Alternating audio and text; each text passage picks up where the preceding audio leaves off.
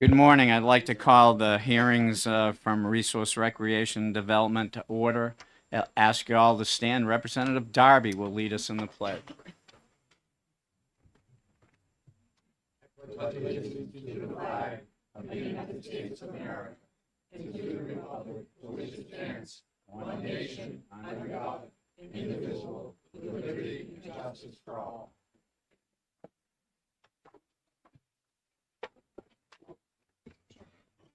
Thank you. I'll officially open the hearing on H.R. 22 to name a certain peak after Alan Shepard and call forward the prime sponsor, Representative Turcott. Thank you, Mr. Chairman. Good morning, members of the committee. I am Representative Len Turcott, representing Stratford District 4, which is the towns of Barrington and Stratford. How this all came about, I was contacted by the 8th grade social studies teacher in my town of Barrington, Mr. Jeff Durrell, and he wanted to go forward with an idea for legislation. One of the things I first told him was this would need to be something of substance, not naming the official state cookie or anything like that. And once he floated the idea to me, I got 100% behind it, naming a peak after Alan B. Shepard. They did an amazing amount of work. And what I want to do here is one of the things I told them early on, that this was going to be their project. It's the entire 8th grade. This is going to be their project. We actually held a practice session, practice hearing a few weeks ago, which went very well.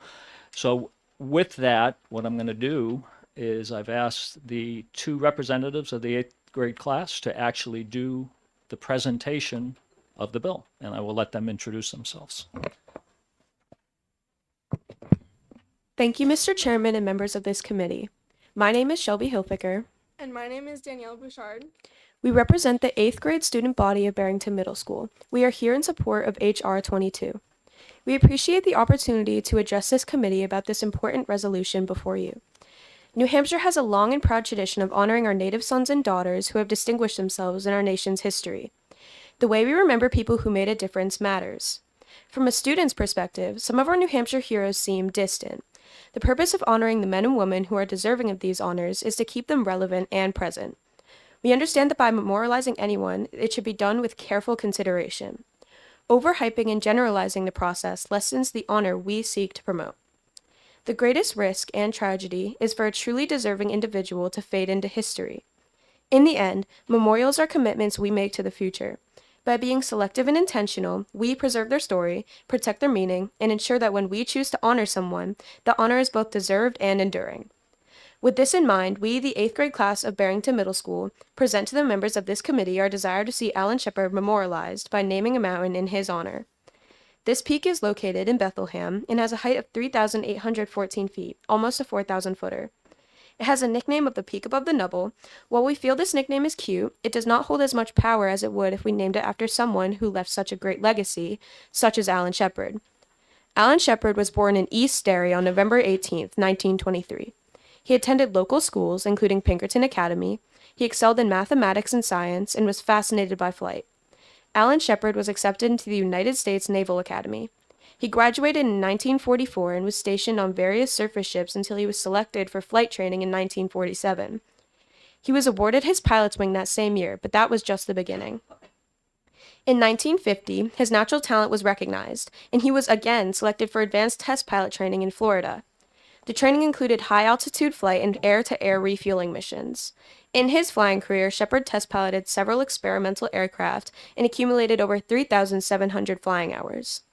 In 1959, the newly formed space agency, NASA, chose Alan Shepard as one of the original 7 Mercury astronauts. In May 1961, Shepard was launched into a suborbital flight on the Freedom 7, making Alan Shepard the first American in space. This mission proved that manned and controlled flight were attainable in a space vehicle. His subsequent ocean recovery became the model for many more missions into space. In 1971, Alan Shepard became the oldest astronaut at that time to return to space, this time as a mission specialist. His space vehicle, Apollo 14, was destined to land on the moon. After securing a lunar orbit, Shepard stepped onto the surface of the moon on February 5, 1972. Famously, before climbing to the lunar module the next day, Alan Shepard made a one-handed 370-yard golf shot with a modified club he snuck onto the module. Alan Shepard's career in the Navy ended in 1974, having attained the rank of Rear Admiral. Alan Shepard has been awarded military medals and honorary degrees from many prestigious universities. Private organizations have recognized his bravery and accomplishments by awarding scholarships and in Alan Shepard's name. A scholarship in his name continues to award deserving students who want to follow in his footsteps. Now is the time for New Hampshire to join in honoring the legacy of Alan Shepard by forever naming a mountain after him. There can be no better way of acknowledging his dedication to space exploration than having his name placed upon a peak reaching towards heaven. As students are learning about civics this year in Barrington, the entire process of lawmaking has been at the forefront of our civics-based education this school year. We have learned that lawmaking isn't easy. The steps and processes are time-consuming but needed. Making laws isn't something that should be rushed into. If anything, being part of this process has become an extension of the classroom. We have learned so much more than the biography of Alan Shepard. We have learned about the New Hampshire House, the Senate, the Executive Council, and the Governor's Office, how laws are presented, the co-signing process, being here at this committee hearing. Civics has interested most of our peers throughout the year, and learning about this bill has made the whole grade intrigued to learn more about it. Although the level of interest in civics this year was high just from what we learned in class, it has only grown since we started this process to create a bill. Not only has creating the bill been of high interest for our grade, but also researching Alan Shepard and his story. In many classes, we have been learning about the topic of legacy. Legacy is such an important thing for people who have made immense impacts on their community, and learning about Alan Shepard, who is from New Hampshire, gives us the hope that we can have a strong as legacy as him. After many lessons and progress, our 8th grade class has been more drawn to honoring Alan Shepard and his accomplishments, which is why we have come in front of you today. Again, it is an extension of our classroom. This has been an experience that we will not forget. We are so proud to represent our 8th grade class, and we'd like to thank you for having us today. In closing, we'd like to leave you with a quote from Alan Shepard himself. As engines were about to roar to life in the Freedom 7 rocket and shoot into space, Shepard spoke into his microphone. Let's light this candle. Let's relight this candle and place Alan Shepard's name among the lofty peaks of his beloved state. Thank you for your time. We are prepared to answer any questions you may have. Thank you. Any questions for the speaker? I don't see any, but thank you very much. Good presentation. It was an excellent presentation. One issue I would like to bring up, and I have copies that I will pass out for y'all. The issue came up early as research was being done. There was a rumor going around that for some reason Alan Shepard did not want things named after him. Not the case. I'm going to pass out a sheet of paper that has no less than, I think, 16 different things that have been named after him, including the first 20 miles of I-93 from the border up to Hooksett. Things in his own hometown of Derry. Pinkerton Academy has a building named after him. The post office is named after him. But even more important, one of our co-sponsors, Representative Leon, was actually able to get in touch with the daughters of Alan Shepard. And when she did, Laura Shepard Churchley responded, and this will be a copy I'll give to you also, responded that, "Hi, Erica. This is Alan's daughter, Laura Churchley. Oh my, what a wonderful surprise!" 8 exclamation marks. Daddy loved New Hampshire and skiing on the mountains there. We are so thankful for you to all propose naming a New Hampshire mountain after our father. Thank you so much for considering naming a mountain in his home state. I contacted her also just to make sure, and she responded to me, "Thank you all for this wonderful proposal to name a New Hampshire mountain after our father, Alan Shepard." Only 3 exclamation points. "We are thrilled and thankful for this honor. Daddy works, says Daddy works, be very proud." I think she meant Daddy would be very proud. Thank you. So with that, thank you for the opportunity. And I guess that's it. Thank you very much. We have another speaker, Representative Pearson from Derry.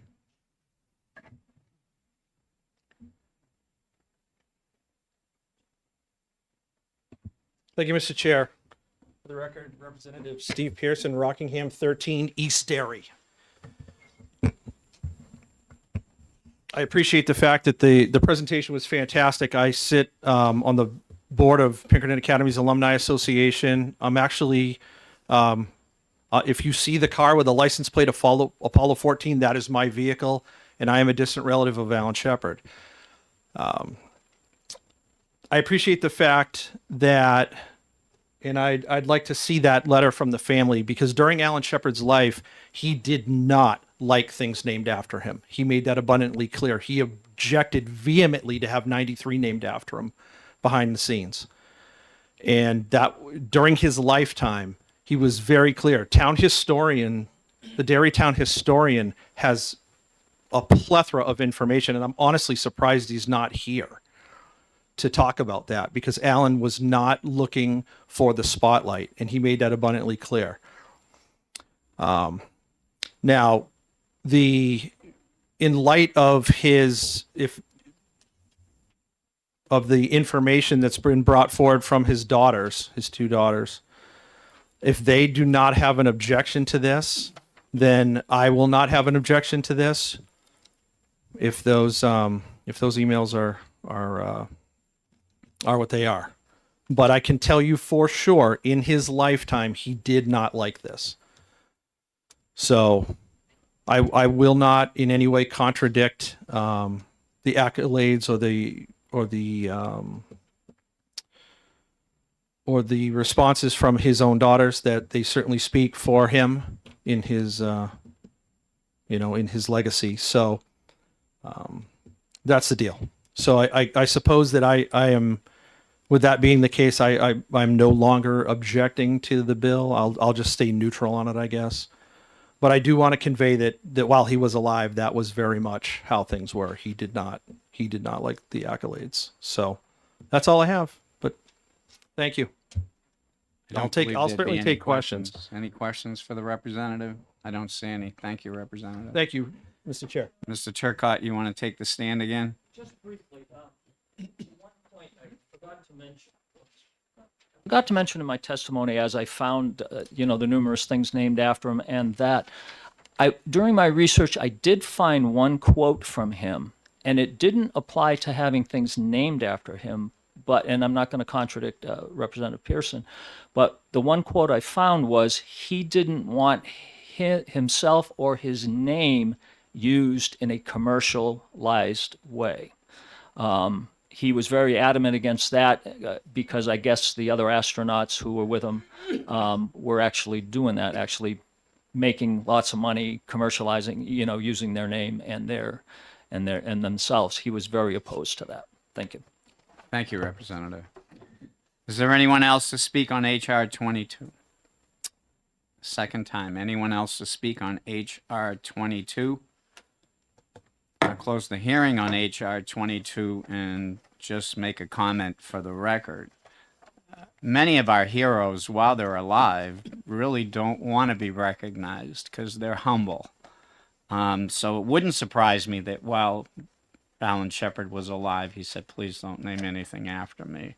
I had been given the comment that perhaps his family didn't support this, which is why you see the effort that Representative Turcott and his group did to find the family members to say they do support this directly.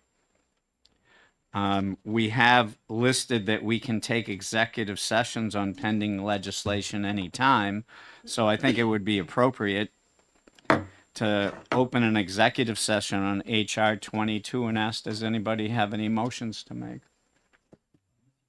Yes, Representative. Oh, online, the blue sheets.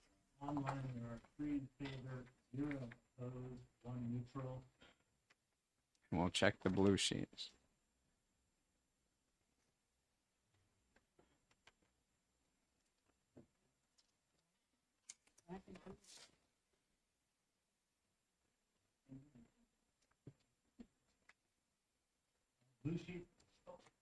Blue sheet, there are 12 in favor and 1 neutral. Thank you. So I'll entertain a motion if someone would like to make one. Representative Ryan.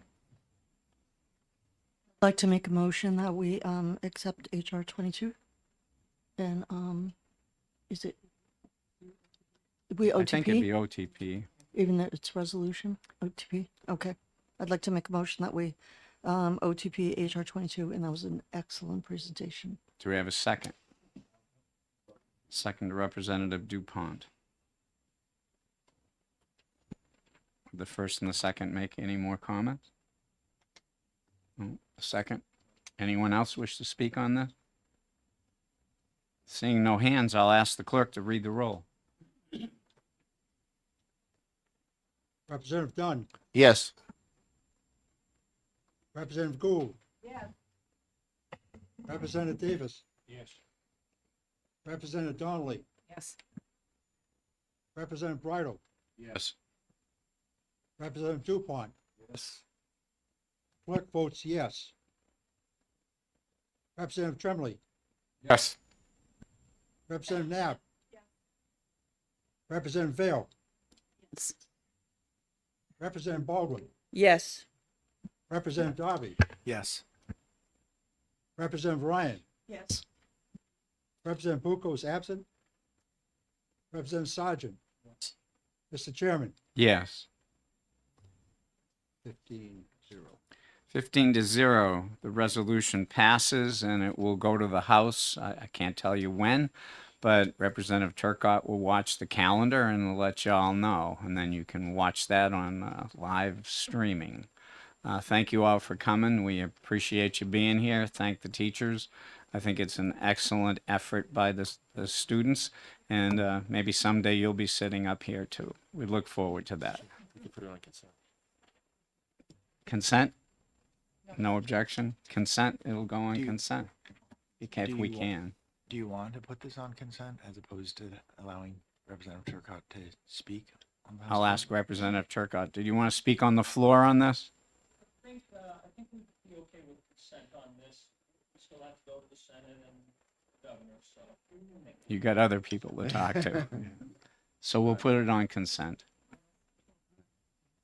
And thank you all for coming. I close the exec session on HR 22. We'll start at 10:30 on HR 44. Thank you.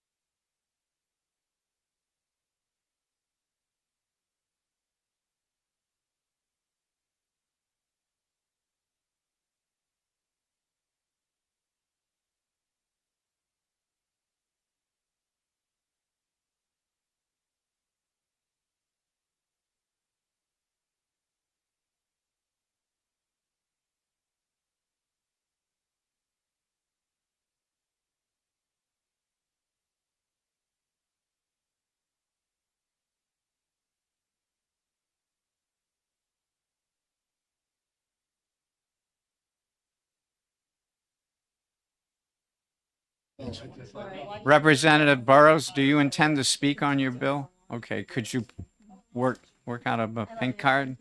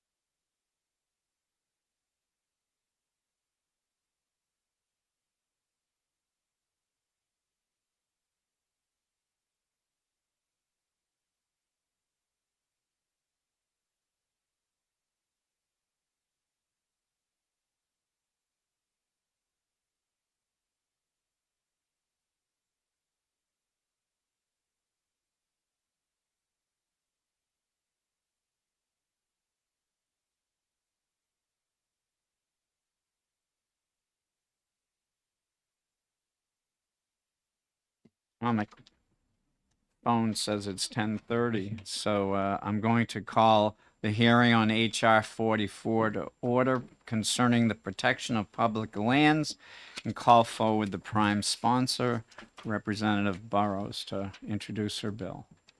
Representative.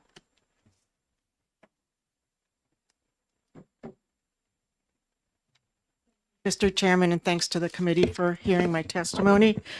Before I start, I wanted to explain why this bill was important to me. When I first met my husband, he told me he could not live anywhere but in the White Mountains. I cried for 6 months, but I'm very happy there now.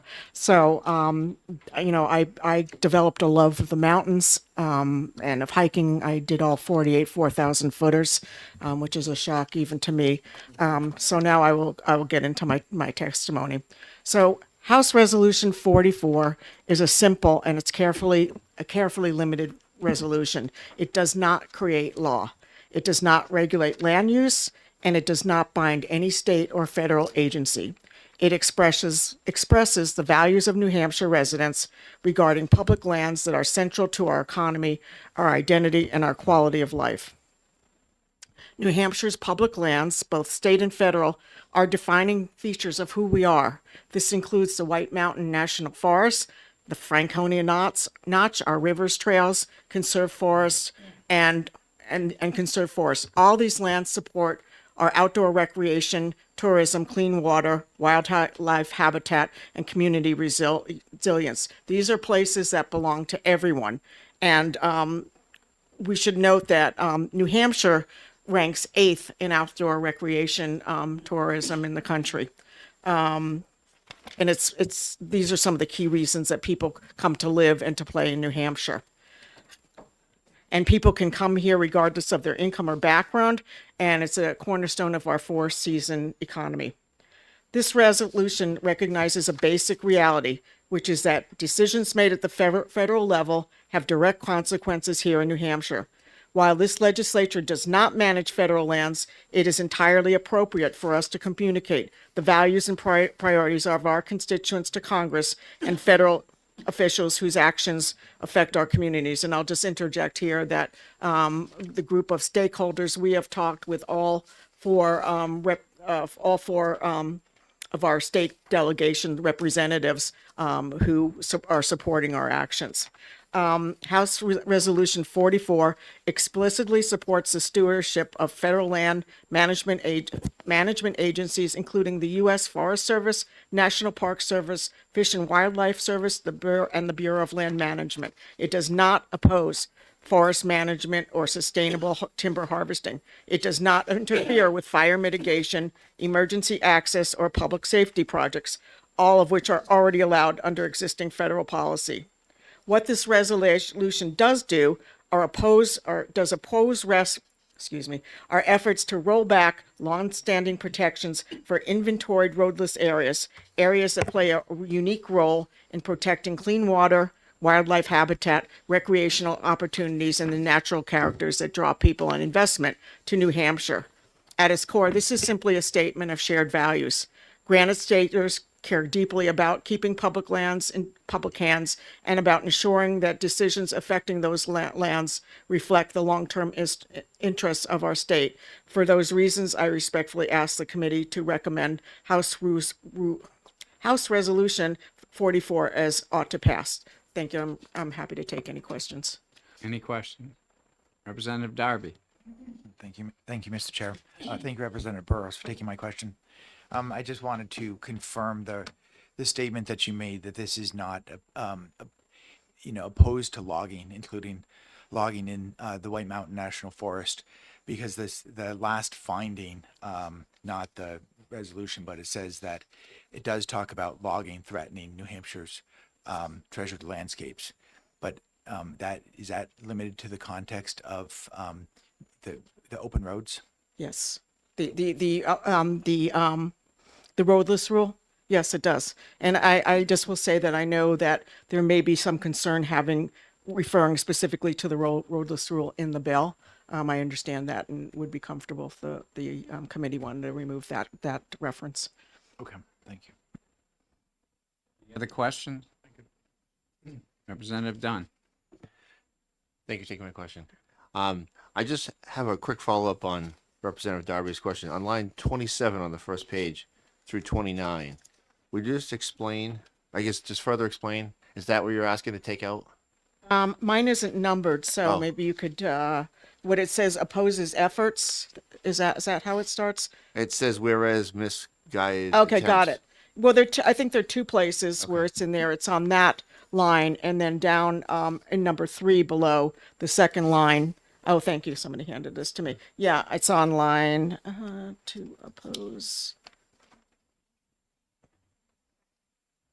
It's the line on mine. It says 3, and it's to oppose any attempt to rescind the roadless rule. Thank you. So can you ask her a question? Yes, thank you. Are you suggesting that there should be an amendment that deletes all these references to the roadless rule? I'm suggesting that if the committee is more comfortable doing that, I would understand, because there may be reluctance to say that a federal and by the way, the roadless rule is in effect, but something that Washington is considering rescinding and may feel discomfort with being critical of a federal rule. Personally, I'd feel better with the deletion of the roadless rule, because one of my other concerns is there's really no reference to the actual roadless rule, and it's just in there, and I know it might be a colloquialism, but I wasn't comfortable with putting it in.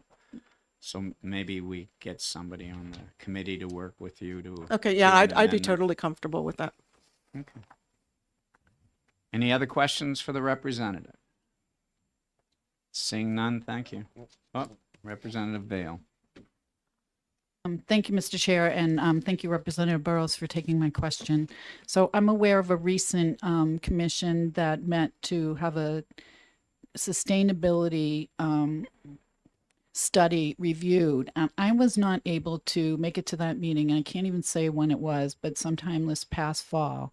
And I wanted to know if some of the ecosystem that are vulnerable are behind some of this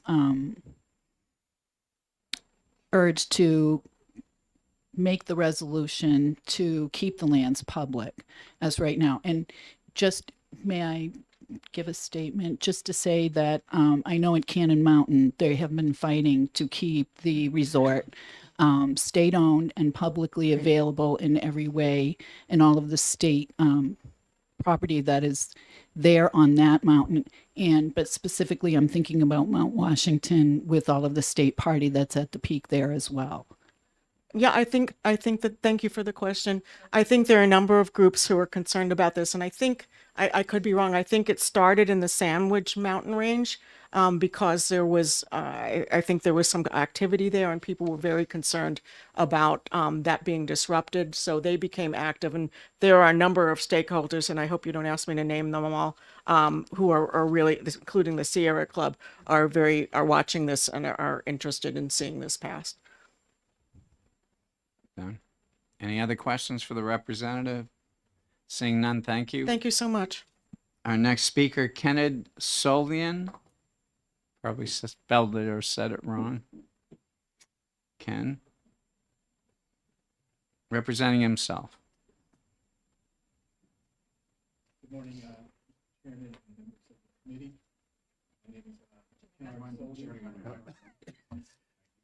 My name is Kennard Solon, and I live in Londonderry, New Hampshire. And I'm also a member of the Sierra Club. And the Sierra Club nationally has 3.5 million supporters and members. In New Hampshire, we have 15,000. But I'm really here today to talk about a love story, if you want to indulge me. And the love story is between me and, by the way, this is a map you can pick up at any roadside. It's free. I got this one at Franconia Notch, but we're talking about this area here, and inside that area are roadless areas. And roads into a pristine area, if we can, I'll learn how to fold them out later. If we can think about 1,000 or 5,000 years ago, that area was pretty much the same as it is today. Once you put in roads, you start it as a catalyst for destruction of that pristine area. And why is that area important? And why am I in love with it? Is why I'm here today. Well, I'm in love with it because from a mental health point of view, if I go out and hike or snowshoe in the very many trails, it's the most democratic place I've ever encountered in America, or in the world for that matter, because I've had the opportunity to travel around the world. I used to work for GE as a product manager, and I also have been to all 49 of the 50 states. The only state I haven't been to is Hawaii. And I'm in love with it because from a spiritual or mental point of view, if you go out there, you feel like a oneness. You can call it God, you can call it whatever, but it's also, there's a code out there that if I meet any other travelers or hikers, everyone smiles, everyone says hello. I'm pretty sure if I were in distress, if I like fell or something, someone on the trail would come to my aid and be the good Samaritan. So in my estimation, it's American democracy in action.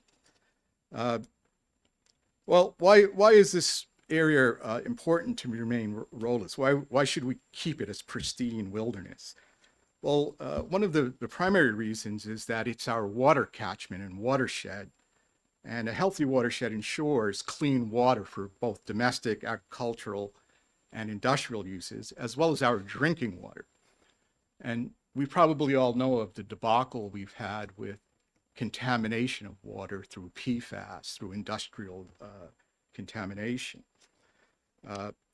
It also provides the setting for recreation, fishing, and aquatic life that is really dependent, and it's a very fragile environment. Years ago, when the Abenaki were the only people living here, right up in Manchester, where the power plant is now, that area was the prime fishing area for their tribe.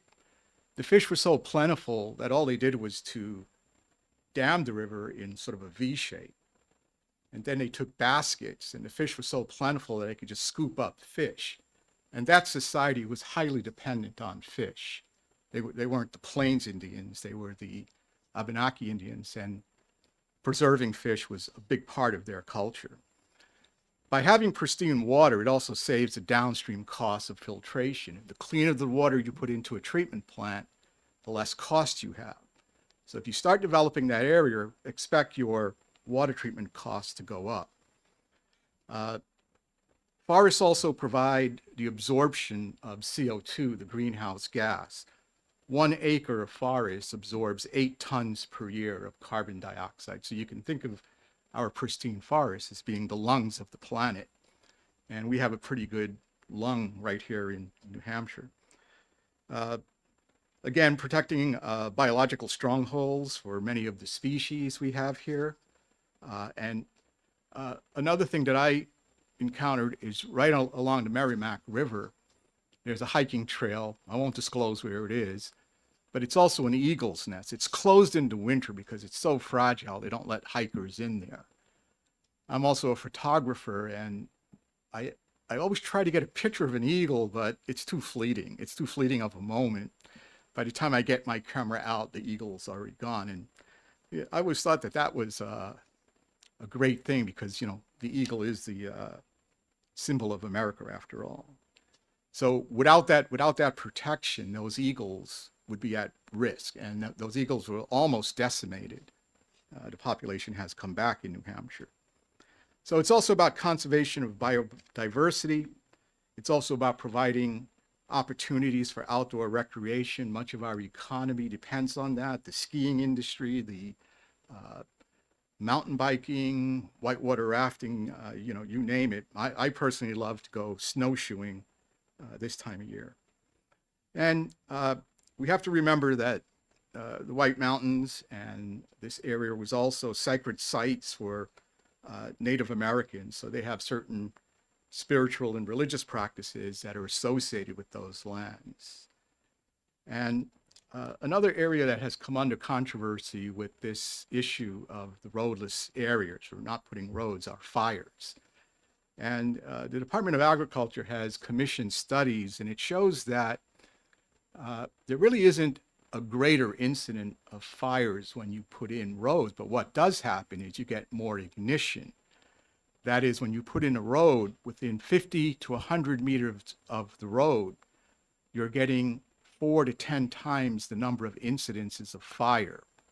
Why is that? Well, my summation is that there's probably a logger or someone smoking a cigarette and he tosses the butt out of his truck into the woods, or someone goes in 50 to 100 meters and it's humans that cause the ignition. Fires are actually needed in the forest to maintain the health.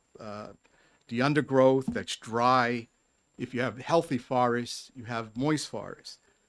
But periodically nature does have a fire, and it clears out the land. It's also beneficial for many of the species that live in those forests.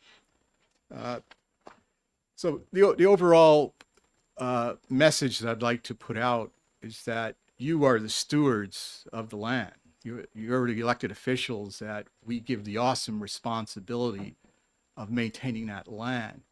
And when anyone looks to develop it, we should be considering what is that land worth versus the benefit of what those developers, be they loggers or mining or whatever other resource they want to pull out of the land. I don't know what the price is. I think it's priceless myself. So with that, that's just my view. in a very topical overview of why the roadless rule or roadless areas need to be maintained and need to stay pristine. Will you take questions? Sure. Are there any questions? I don't see any, so thank you for your testimony. Thank you. Is there anyone else who wants to speak on HR 44? Anyone else that wants to speak on HR 44? I'll close the hearing on HR 44, and we'll be execing that bill next Wednesday in the morning. So if you may get amendments in, we need them before that. Maybe Representative Darby had his hand up. Maybe he'll work with you to delete those things and have an amendment for next week. That'd be great. Okay, thank you. So, Mr. Chair, yes. Oh, the blue sheets. And online. online there are 88 in favor, Ooh. 2 opposed, and then on the blue sheet, 1 in favor. Thank you. Thank you. So we'll start again at 11 on HB 1258.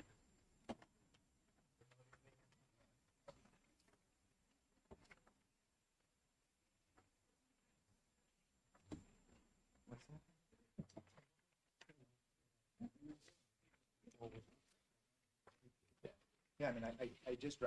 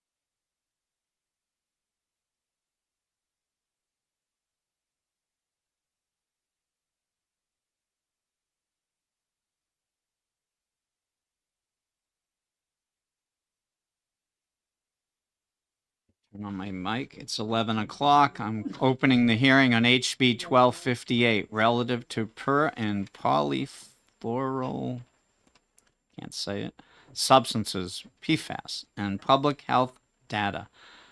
We recognize the prime sponsor, Representative Vale. Morning, Chairman Harb and honorable members of the committee. I sit before you today to present sponsor testimony for House Bill 1258. 1258 is a narrowly tailored public health transparency bill. It does not mandate new PFAS testing, expand regulation authority, or set up environmental standards. Its purpose is to ensure that PFAS data already collected, received, or compiled by the state is publicly available in a consistent, searchable, and durable format so that it can be used to guide healthcare prevention and health equity. I attended a environmental health conference hosted by the Department of Health and Human Services, not this past October, but the October before. And at this conference, there was a focus on how multiple state agencies, researchers, and educators contribute to protecting health long before people present in clinics with illnesses. The central theme was prevention, reducing exposure to environmental hazards so health impacts do not occur in the first place. Through that work and through collaboration over the years with researchers and educators, a recurring challenge has been clear in that data critical to healthcare guidance and equity is often difficult to access, inconsistently presented, or vulnerable to administrative changes. And I'm just going to pause to say, in regards to administrative changes, I find that at the federal level, it depends on who's in charge of the government, how much information that you can use to protect yourself on PFAS that is available. PFAS exposure illustrates a big problem in New Hampshire. Exposure pathways cut across drinking water, food, biosolids, soil, air. The health consequences, immune defects, developmental impacts, and chronic disease are addressed downstream in the healthcare system. But prevention happens upstream through access to information. So 1258 recognizes that PFAS data is public health data. Healthcare providers, public health professionals, municipalities, and residents rely on this information to assess risk, guide clinical advice, plan infrastructure, and make decisions about where and how people live. When data is fragmented or inconsistently updated, public health response becomes reactive rather than preventative. The bill ensures that PFAS data, once it exists, can be used, and it requires publication in a searchable, exportable format, regular updates, and protection of personal privacy while still providing meaningful and geographical context that we have right now. These are basic public health tools, I came to learn, that support surveillance, education, and equity. By keeping the language broad and media neutral, the bill ensures transparency keeps pace with evolving science, new exposure pathways, and interagency or academic collaborations without requiring repeated statutory changes. It also ensures continuity so public access to health relevant data does not depend on administrative policy or leadership priorities. So looking at the information sheet, and I also sent this testimony to your devices, the PFAS contamination affects drinking water in private wells, food pathways, soils and residuals, air emissions. Why this matters to public health is to identify populations at risk, and I will not go over again all of the public health benefits.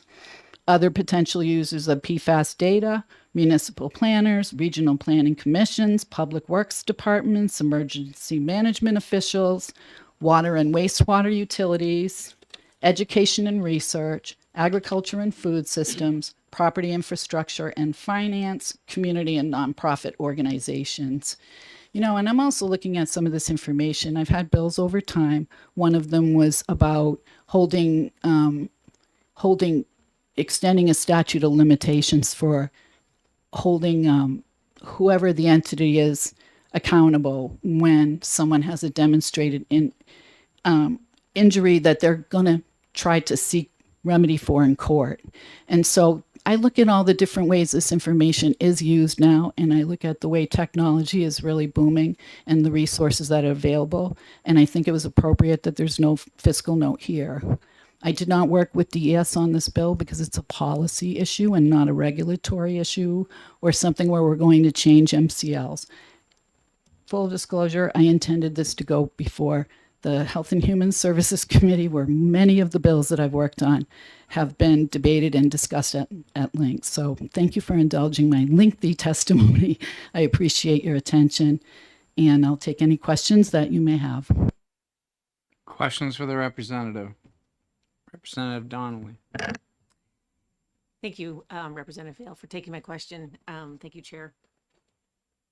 So I sit on a couple different other committees specific to PFAS contamination and things of that nature. So I'm pretty astute to a lot of this. One of my questions specifically is, what organization do you think should actually curate all of this data across every single municipality in New Hampshire, and all the different wells? I'm just, this is extensive work, and who do you envision is the keeper of this data and curating the data?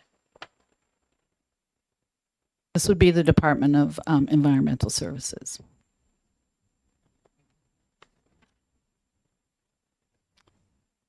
Any other questions? Representative Darby.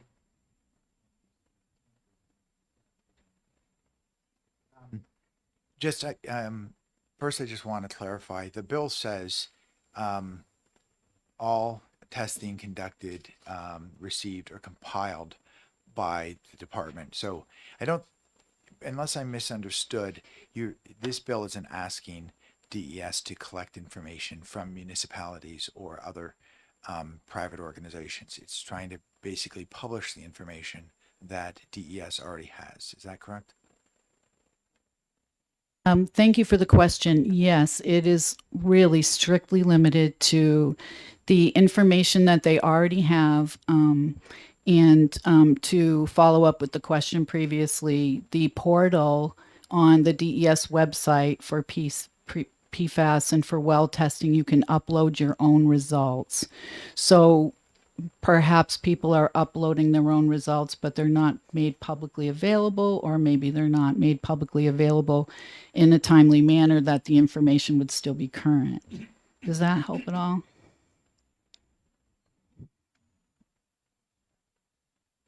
Father, what? So you just mentioned the portal, and that there is a portal on the DES's website called the New Hampshire DES PFAS Sampling Dashboard. For I don't know what the stations are, but it covers public water supplies, and it also covers, I think, some well testing that they've done. I think we've heard that in prior years, but it doesn't. I don't think it covers air samples. And I remember discussing with DES in the past that some of their data is old and it's like on paper and it's hard to actually categorize. How do you think, if they had some of this information on paper and it wasn't in a database, how do you think that they would be able to make it available to the public? Thank you for the question. I think that's a really good question, and I think that's why the bill, honestly, is because how would you get that and make it available to yourself if you go there and download it? So you can look in specific areas, but you may not find what you're looking for. Any other questions for the representative? Representative Donnelly. Go ahead. I noticed in here it talks about private well testing. Do you envision that these names and addresses would be listed in this data source for public record? No, it would not be people's names and address. There may be addresses, but not identifying information beyond that.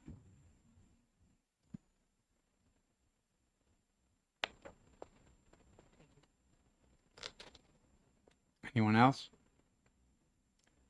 So I have one question. So currently, the Department of Environmental Services has a web page, and they do post other test results.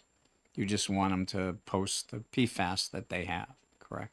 Yes, just what they have and to enhance what they have there on the website so that it's more easily accessible to anyone who needs it. Thank you. Any other questions? Seeing none, thank you for your testimony. Thank you, Mr. Chair. Is there anyone else to speak on House Bill 1258? I'll ask again. Anyone else to speak on House Bill 1258? Is there any one of us here objecting to House Bill 1258? So we'll get the blue sheets and the online. Didn't see anybody raise their hand, but I'll ask again.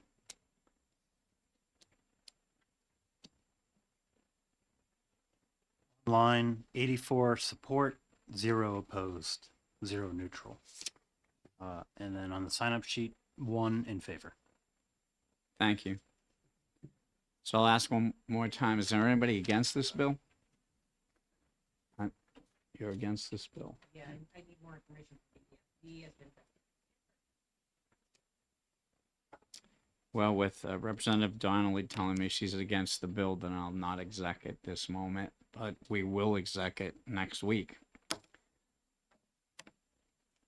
So I'll close I'll ask one more time. Anybody else to speak on House Bill 1258? Seeing none, I'll close the hearing on House Bill 1258. That'll be exec next week. And we have 17 minutes before we bring up the amendment to House Bill 1141, the non-germane amendment.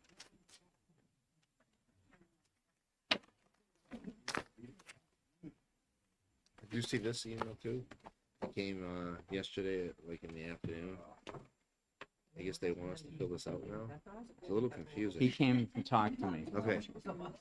Every week, I look at what's coming up in the calendar and I send all these people who's going to speak on a Yeah. bill. Now they made a platform for it, so I Okay. can enter it in But the there's platform. only one bill in there. Is that all we have on the calendar? Is that why? Because when you click on mine,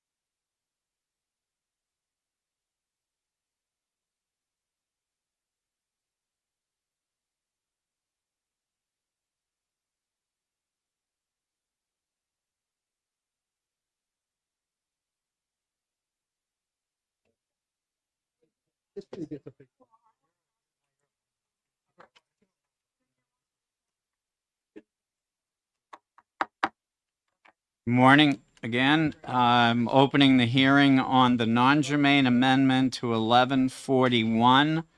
And we may have two amendments, and I call forward the prime sponsor of the amendments, Judy Representative Aaron. Welcome to Resources. Thank you, Mr. Chair, and thank you, committee members, and I really do appreciate you giving me the opportunity to present this non-germane amendment to the committee. For the record, my name is Representative Judy Aaron. I represent the towns of Ackworth, Goshen, Langdon, Leominster, and Washington in Sullivan County, District 4. I'm here today to introduce this non-germane amendment to HB 1141 relative to permitting and fee authority for mining and prospecting. I have the amendment 2026-0430H as a non-germane amendment to this bill. But I also have brought with me an additional amendment, which is 2026-0532H, and you should both have you should have a copy of both of those. That is essentially the same language as 0430H, but it has some additional strikeout changes that was requested by DES after I submitted the first amendment, the original amendment. In the end, I'm asking you to pass the amendment 2026-0532H as the amendment to HB 1141. And that second amendment is still germane to the bill because of introducing 0430H, which makes it germane. The amendment to this bill came about after an unfortunate incident in my town of Ackworth. A mining business purchased a property in my town which had already had a mining permit, and they wished to continue mining and had to apply for a new permit in order to do so. It was an absolute horrible experience for them. It took them a couple of years and about $40,000 in fees and permitting request information that they needed to get for their permits until it was completed this past fall. The current application process is really unacceptable, and we need to change this as soon as possible and not wait until next year to submit a mining bill. And that's why I have brought forward to you this non-germane amendment. The main problem was that the Department of Natural and Cultural Resources really didn't have the knowledge or staff to accomplish the mining permitting process that currently exists in statute. At least that's what they explained to me. And so they were unsure of what they needed to do for the applicant or what information they needed to get from the applicant. The statutes were also very old and outdated. Some parts of it are still remaining from the 1800s. And the DNCR legal department told me they had trouble figuring out how the current law should be followed or applied to the applicant in question. This caused a lot of confusion when dealing with the applicant. DES has far more expertise in the permitting process and deals with alteration of terrain and other permits having to do with land use. Long story short, after I discussed the issue with DNCR and DES to help facilitate the permit for my constituent, it was felt that DES should be the permitting agency and that the statutes should be made clear. DES and DNCR collaborated and came up with the language before you today. This will streamline the process and make it so the next mining applicants do not have to go through a painful and very expensive process in order to obtain a permit. So I ask you to please pass this bill with this non-germane amendment so we can fix this mining permitting statutes as soon as possible. And if you have technical questions regarding the language contained in this non-germane amendment for HB 1141, I would ask that you direct them to the representatives of DES and DNCR this morning. I'd be happy to answer any questions regarding the amendment, the original non-germane amendment that was scheduled, but also the later version that has a couple of strikeouts in it that DES had requested. Representative, just for the record, both your amendments, especially 0532H, totally delete the original bill and it's a total replacement. Correct. Thank you. And if you would like to make a change to that and come up with a new amendment, which would then be germane, that would be absolutely fine. Thank you. Any questions? Representative Ryan, then Representative Darby. Thank you, Mr. Chair, for taking my question. Thank you.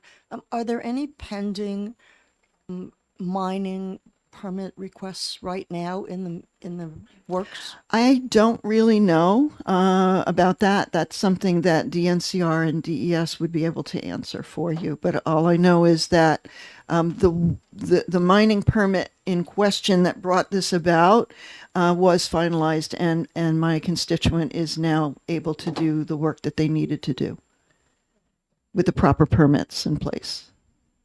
Representative Darby. Mr. Chair, thank you, Representative Aaron, for taking my question. I very much appreciate the backstory here. I think that helps to clarify why this is needed. I think my primary concern at this point is it appears that the public hearing process, I don't see the public hearing process that used to be in 12E carrying forward. Was there an intent to not have public hearings about mining permits? To obtain a mining permit? No, what happened was the need for this bill came after our submitting window where we were able to submit bills for this year. Mm-hmm. So in order to bring this language forward, I was asked to see if I could find a bill that would be appropriate to amend with this language. So we are having that hearing today. Follow up. Thank you. I'm sorry I wasn't clear with my question. The original mining statute in 12E required a public hearing. It looks like the public hearing for the permitting process by DES doesn't exist. Did you intend to not have a public hearing when getting a mining permit through DES? Oh, you mean in the language of the bill? Yes. That DES and DNCR put the language together, so you would have to ask them why they thought that was prudent to do. Thank you so much. I'm sorry. I did misunderstand you. I'm sorry. I'm being chairman too, huh? My can own have committee. this if No, you thanks. But I do feel you're my sister committee because, we all deal with environmental stuff. Representative Nat. Mr. Chair. She was my former chair. She's used to calling on me, I think. Thank you for taking my question. I was just curious on page 3, the change in the decrease in the fees, what the thinking was behind that. Again, that's something I think you would have to direct to DES as they and DNCR came up with this language. Mm-hmm. Representative Bridle. Thank you, Chair. Thank you for taking my question. Can you just explain the reasoning behind the difference in effective dates that's outlined on section 12? Section 12. Yeah, at the end there I think it's on the 4th page. It says sections 8 through 11 shall take effect 2 years after the passage, but the remainder shall take effect upon passage of this amendment. Again, I would direct your question to DES and DNCR, who are the ones that put their heads together and came up with the language for this bill. Thank you. Thank you. No other hands. Thank you, Representative. Okay, thank you. I appreciate it. And I do have copies of my testimony that I said to you today. Amy Clark from DES.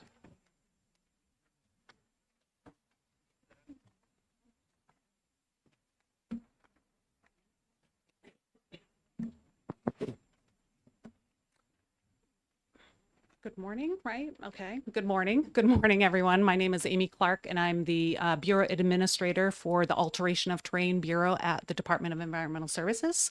And I think Representative Aaron did a great job of explaining kind of how this all came together. I guess the only thing I would add there is that she did mention that we have worked really closely with the DNCR in making sure that this was agreeable between both agencies. And I'd also just kind of like to point out that the alteration of terrain permit already gives a permit for these mining projects. So that particular project that she mentioned already had an alteration of terrain permit. I think that's because we issue many permits and a lot of the consultants are fully aware of our program, but not always are folks aware of the mining permit because they're not as they don't issue very many. I think they're only maybe issuing one a year or so. DNCR is here, could probably speak more to that. So I just would like to point that out. I can probably answer a lot of the questions that were also asked, but I do also want to point out that there are two actually things in this bill. One is really addressing all the things that she mentioned, but there is also it's the first section, section 6. It's where talks about that fee, which was also mentioned. That really is a separate issue. And so if I could just speak a little bit about that, because it does not have anything to do with the mining program coming to DES. What happened was, and so if it gets in this bill, this amendment, that really is great. But if it doesn't, it's really not related. So I just want to point that out. But last year, last session, legislatively, the Department of Environmental Services was required to put a permit by notification process in which case it took our threshold between 100,000 and 150,000 square feet of earth disturbance and allowed for folks to file a permit by notification. And so the fee structure was written that way. So if somebody wants a permit by notification, that's great. If they want any other permit, that's great. What we did not anticipate in there is that maybe some folks were not going to apply for a PBN, and in which case we have this catch-all fee. And what that really means is that we call it in-house, we're calling this the hiccup fee. Essentially what that really means is there's no real fee that is representative of these projects that fall into this new category. And so we bumped it into this catch-all fee because that's what the law says we have to do. And the catch-all fee is really not representative at all of a standard review. For example, the minimum standard review is $6,125. And the catch-all fee that we have to apply ends up being $1,000. So that line in there for fee adjustment essentially brings that up to a scale of that, the normal technical review fee. I'm more than happy to go into that, but that's really not what the focus is of this amendment. So just keep in mind that there's two pieces here, and I'm happy to answer questions on either piece. Maybe you can answer the two questions that were already asked. The first one was, is it intentional to delete a public hearing on these? So Section, I don't know. Yep. Representative Darby has that. Yep. or something like that? In the current law, I'm familiar with the current law in RSA 12E has a public hearing process. What the alteration of terrain permit doesn't have a public hearing process, and that's because these projects are large and go through a local review already at that local level. However, a lot of that mining bill was taken out and just put into rulemaking authority. So if that's brought in through rulemaking authority, that's where that would come under that bill. And the second question asked was why the difference in effective dates in section 12? Yeah, so the effective date of the bill, there are parts of the bill that could be effective right away, such as that fee hiccup that I mentioned. The other things that really need a delay in the effective date are because we need time to do rulemaking to implement the process. And so we'll need to, this is a new program for us. I mean, it's really an overlap, but we still need to change our rules to incorporate things potentially like a public hearing or any other. I think the RSA 12E also has financial assurances, which alteration of terrain program doesn't. So we'll need time to implement those proposed rules. So although I'm hogging all the questions, but I'm probably answering the ones that other people will ask. You mentioned section 6 about the fees. That's really not applicable, but it is. I seem to only indicate a reduction in a fee, the general fee from 500 to 250, and the square foot from 5 cents to 4 cents. That was intentional to reduce that fee? It is, but that's not, it's a half a cent to 4 cents. So it's not a reduction for those that fall on the high end. It'll be a reduction for those that fall on the low end. And so this catch-all fee is, we have this rule in for alteration of terrain that small projects, if you're in the protected shoreline and you're close enough and you're on a really steep slope, you can need an alteration of terrain permit, and we don't issue very many of them, but that's when this fee is used. So technically, some of those projects, instead of paying $500, will pay $250 plus a little bit. So on the low end, they'll be reduced, but it'll bring up all the projects. We're really talking about these projects between 100,000 and 150,000 that currently don't have a fee. That will bring them all the way in line with what a technical review is. Thank you. Questions for the speaker?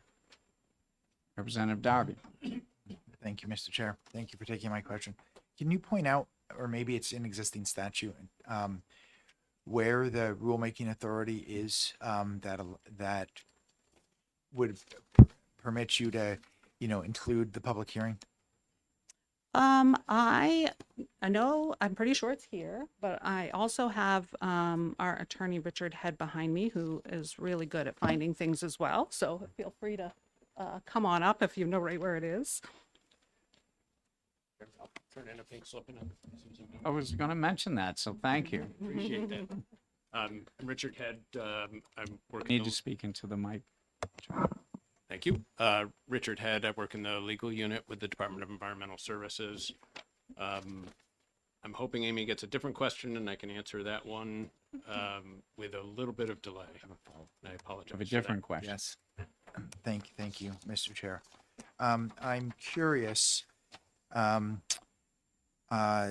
Section 11 repeals repeals two things that were in the previous amendment, but it also repeals now 482A3 Roman 11C, which is relative to mining permits that exceed the small motor mineral dredging. I was hoping you could speak to that for a second.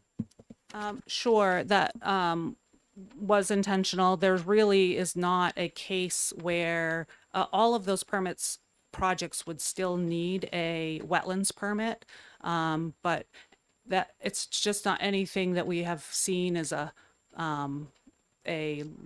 large project needing anything. It doesn't make sense to necessarily keep it in there because they're projects that don't happen since the 1800s.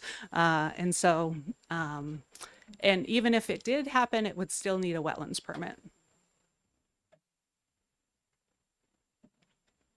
Any other questions while the attorney's looking up the reference for rulemaking? I don't see any.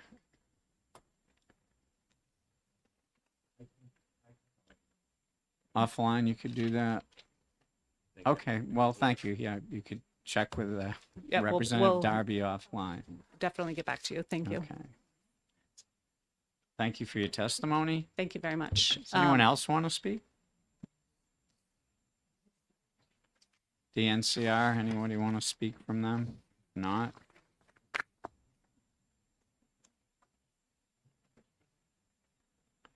Can you also fill out a pink card when you get a chance? Thank you, Honorable Chair and the committee members.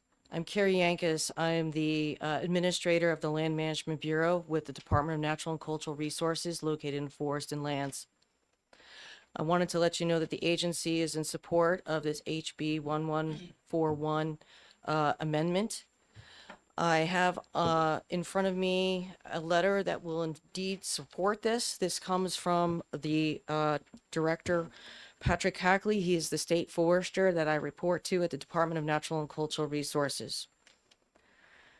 The Department of Natural and Cultural Resources supports the bill's intent to consolidate mining-related permitting under the New Hampshire Department of Environmental Services. This approach reduces duplication, improves clarity for applicants, and places primary permitting authority with the agency that best positioned to administer and enforce environmental standards while maintaining strong environmental protections. The Department of Natural and Cultural Resources has worked closely with New Hampshire DES on mining oversight for many years, and we're committed to continue to collaborate to ensure the transition should this legislation advance. We believe HB 1141 represents a thoughtful, practical improvement to the current process that benefits applicants, regulators, and the state as a whole. Thank you for reading this, and I do have copies for all of you here, and I can certainly pass it around.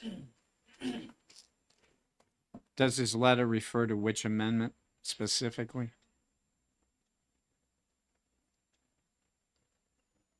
It doesn't. Okay. Can you comment? Are you referring to the latest amendment 0532H? Yes. Okay, just for the record, because there were two. Thank you. Any other questions for the speaker? Seeing none, thank you for your testimony. Is there anyone else that wishes to speak on the non-germane amendment to 1141? Anyone else wishing to speak on the non-germane amendment to 1141? Seeing none, I'll close the hearing on the non-germane amendment to HB 1141. And normally I'd go into exec, but I do have it listed for this afternoon, so we'll take it up with the non-germane amendments this afternoon. Thank you. Mr. Chair. Online in the blue sheets. Thank you, Representative Sargent. The blue sheets have 3 in favor. The online, I'm not sure if it applies to this non-germane amendment or not. So do you want to know the numbers? I trust you, Representative Sargent. If you don't think they're applicable, they may relate to the original 1141. I think that's what they relate to. I'm happy Yeah. to share them. There are 108 in favor and 2 opposed online. Yeah, I that's don't know, hard I don't to know what they tell. relate to. Yeah. You can't tell. Yeah, okay. Well, thank you for reading that into the record. Thank you very much. We will take that up at 1:30, and just so that everybody remembers, the Republican caucus will be at 12:45 back here, and at 1:30 we'll exec bills. And just in advance for next week, any bills we haven't exected, because all of our hearings will be done, we're going to schedule them for Wednesday morning next week at 10 o'clock. But if the House calls a session next Wednesday, we will postpone all of our rest of execs till after the school vacation, because we'll still be timely to get it done the beginning of March. So I know the last week of February is school vacation. Some of you have plans already. But it's not yet been set. My vice chair says we can schedule it, but if they call a session, it'll be continued. So you can look for your notes on that. And if there is no session next week, I'll send a note out. The Republican caucus will meet here at 9:30, so we can start at 10. There's maybe 5 bills, I think, that we will not have covered that we have left to exec.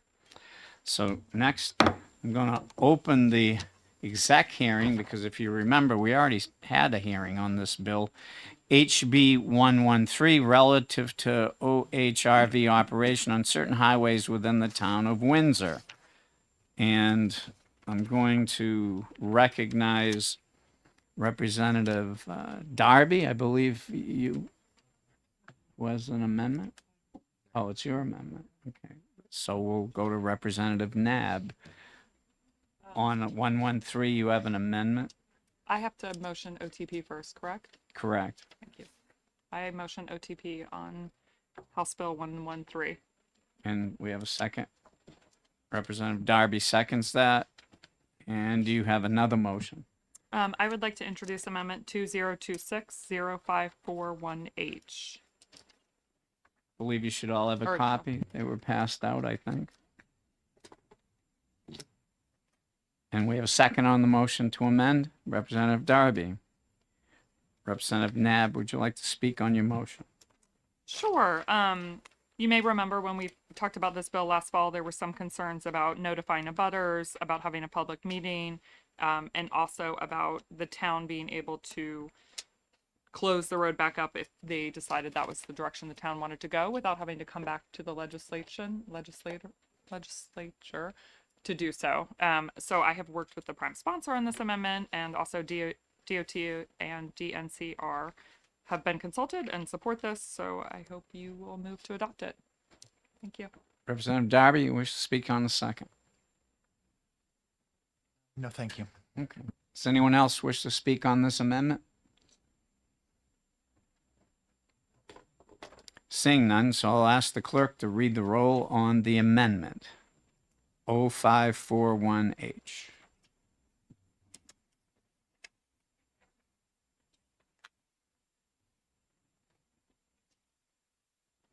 Representative Dunn, Yes.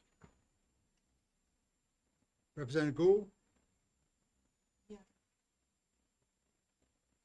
Representative Davis, Yes. Representative Donnelly, Representative Bridle, Yes. Representative Dupont, Yes. clerk votes yes. Representative Tremblay, Yes. Representative Knapp, Yes. Representative Vale, Yes. Representative Baldwin, Yes.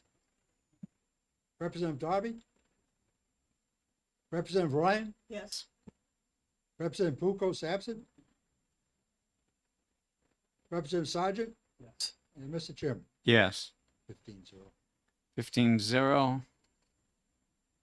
Amendment passes. We have a subsequent a motion. Representative Nab. Sorry, I would like to motion ought to pass as amended. And we have a second. Representative Darby. OTPA. Any further discussion on your motion? No, thank you. Representative Darby. I want to express my appreciation for working with Representative Colcom on this amendment. As we consider opening roads to OHRVs south of the North Country, it's a big responsibility. It's a lot of concern to some constituents, and I think that the protections that we put in place in terms of this amendment with the public hearing, the notifications, the ability to rescind, the oversight by Department of Transportation and Bureau of Trails meets that high standard. So I very much appreciate the committee's support on this, Representative Colcom's support on this, and hope that this could be a model for how we work together in the future. Thank you. Any other comments on the OTPA motion? Seeing none, clerk, can you read the roll? Representative Dunn, Yes. Representative Gould, Representative Davis, Yes. Representative Donnelly, Yes. Representative Bridle, Yes. Representative Dupont, Yes. clerk votes yes. Representative Tremblay, Yes. Representative Nab, Yes.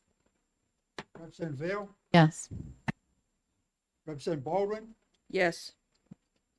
Representative Darby, Representative Ryan, Yes. Representative Bucos absent, Representative Sergeant, Yes. Mr. Chairman, Yes. 15-0. 15-0 consent. It'll go on consent. And I'll close the exec session on HB 113. We'll reconvene at 1:30, and the Republican caucus will be here at 12:45. So we're on schedule. Thank you very much.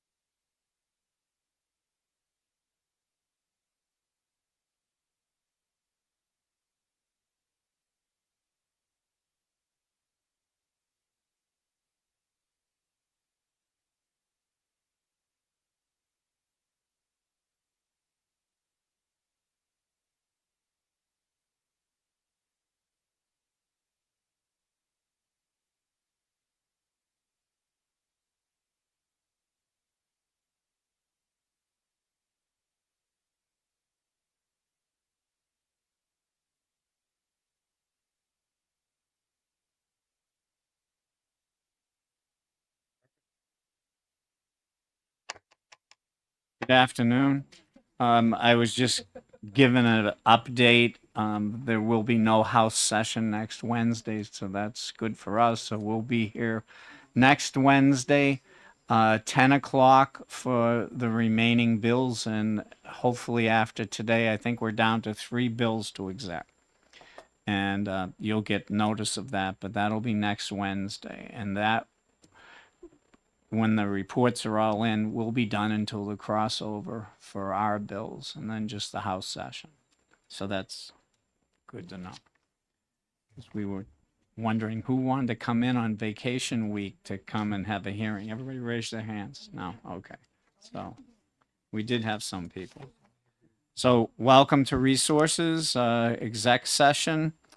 I'm going to open the exec section on HB 1258 relative to per and polyfluoral, I probably said that wrong, substance, PFAS, and public health data.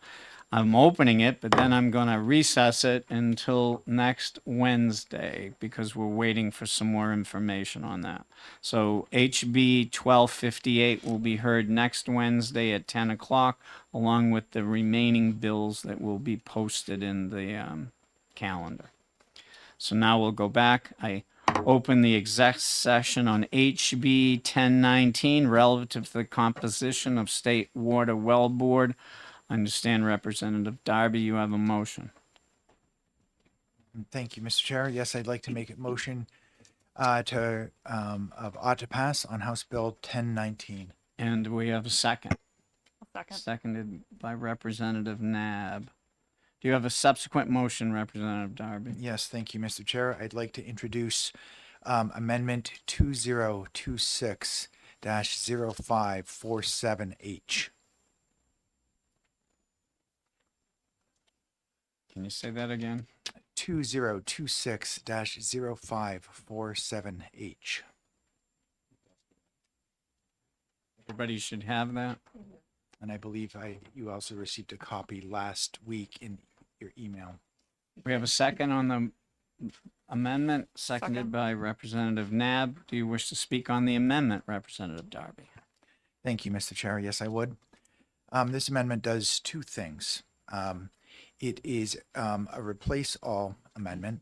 The original bill was adding a member of the water filtration community professionals to the Well Water Board.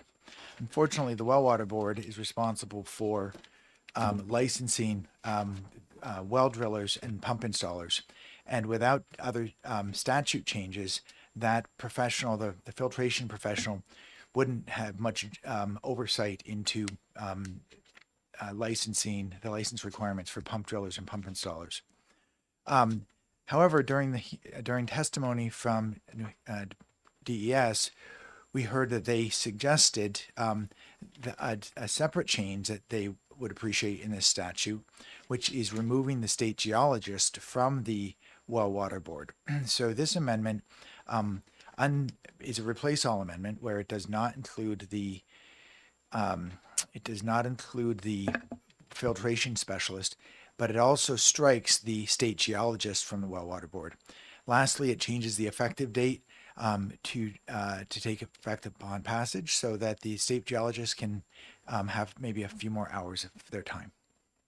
Thank you. Does the second wish to speak? Any other discussion on the amendment? Seeing none, I'll ask the clerk to read the roll on the amendment. 547H. Representative Dunn, Yes. Representative Gould. Yes. Representative Davis, Yes. Representative Donnelly, Yes. Representative Bridle, Yes. Representative Dupont, Yes. clerk votes yes. Representative Tremblay, Yes. Representative Nab, Yes. Representative Vale, Yes. Representative Baldwin, Yes. Representative Darby, Representative Ryan, Yes. Representative Leclerc. Yes. Representative Sergeant. Yes. Mr. Chairman. Yes. 16-0. 16-0 on the amendment. Welcome Representative Leclerc to Resources. You have another motion, Representative Darby. Yes, thank you. Mr. Chair, I'd like to make a motion of ought to pass as amended on House Bill 1019. Have a second? Seconded by Representative Nab. Do you wish to speak to your motion? Further, thank you. Thank you. The second? All set. Any discussion on the motion? OTPA. Seeing none, clerk, you can read the rolls when you can. Representative Dunn, Yes. Representative Gould. Representative Davis, Yes. Representative Donnelly, Yes. Representative Bridle, Yes. Representative Dupont, Yes. clerk votes yes. Representative Tremley, Yes. Representative Nab, Yes. Representative Vale, Yes. Representative Baldwin, Yes. Representative Darby, Representative Ryan, Yes. Representative Leclerc, Yes. Representative Sergeant, Yes. Mr. Chairman, Yes. 16-0. 16-0. Passes. OTPA. Consent? No objection. Go on consent.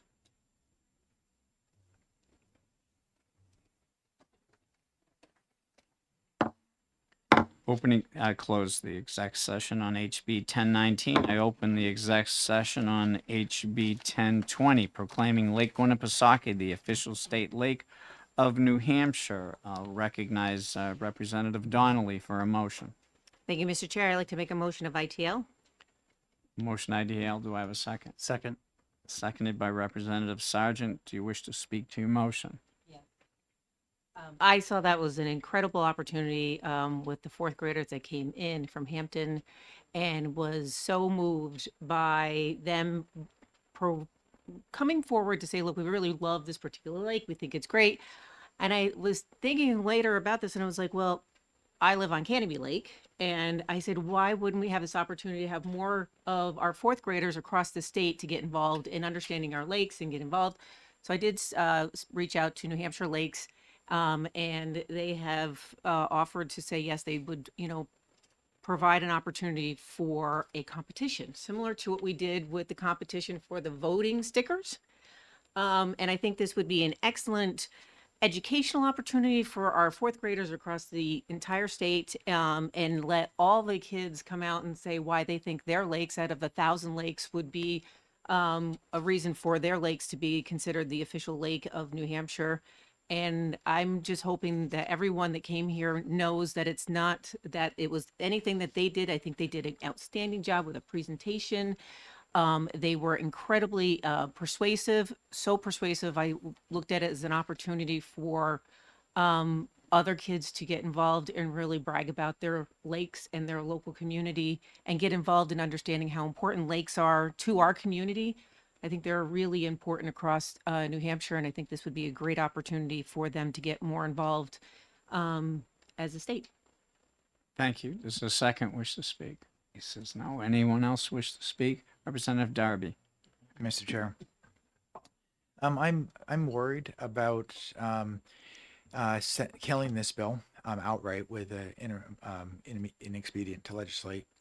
I recognize the points made by my colleague from Salem, maybe, especially the trying to consider the options of other lakes.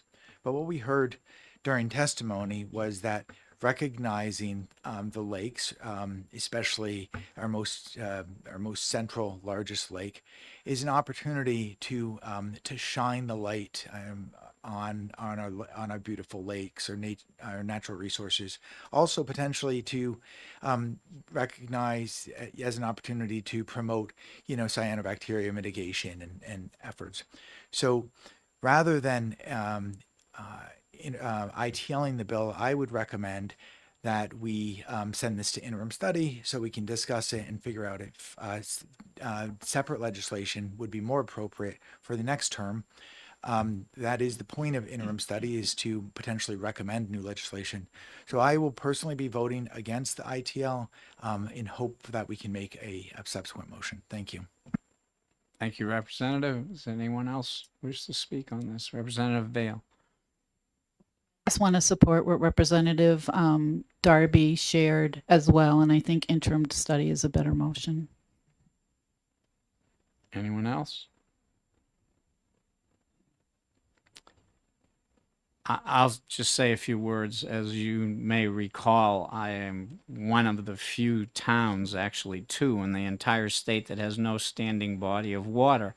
So as they say, I don't have really a dog in this to fight, but I like the idea of competition. I like the idea of making it more widespread, and I don't think we need an interim study to accomplish that.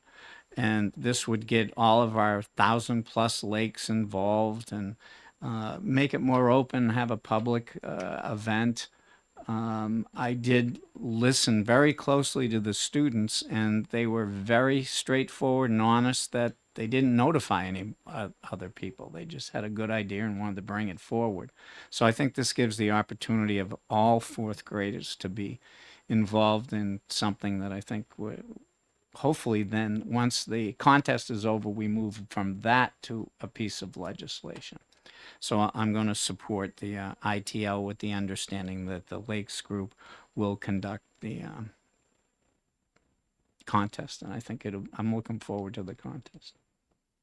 Representative Tanya Donnelly, you want to speak again? Mr. Chair, and I would be happy to support that legislation when it comes forward, and I'd be happy to help, make sure it comes forward once all the students have had that opportunity and the competition has been able to be done across the state. And maybe Pasaki might win. Who knows? It is our largest lake. So any other discussions? Seeing none, I'd ask the clerk to read the roll on ITL. Representative Dunn. Yes. Representative Gould. Yes. Representative Davis. Yes. Representative Donnelly. Yes. Representative Bridle. No. Representative Dupont. Yes. Clerk votes yes. Representative Tremblay. Yes. Representative Nab. Yes. Representative Vale. No. Representative Baldwin. No. Representative Darby. No. Representative Ryan. No. Representative Leclerc. Representative Sergeant. Yes. Mr. Chairman. Yes.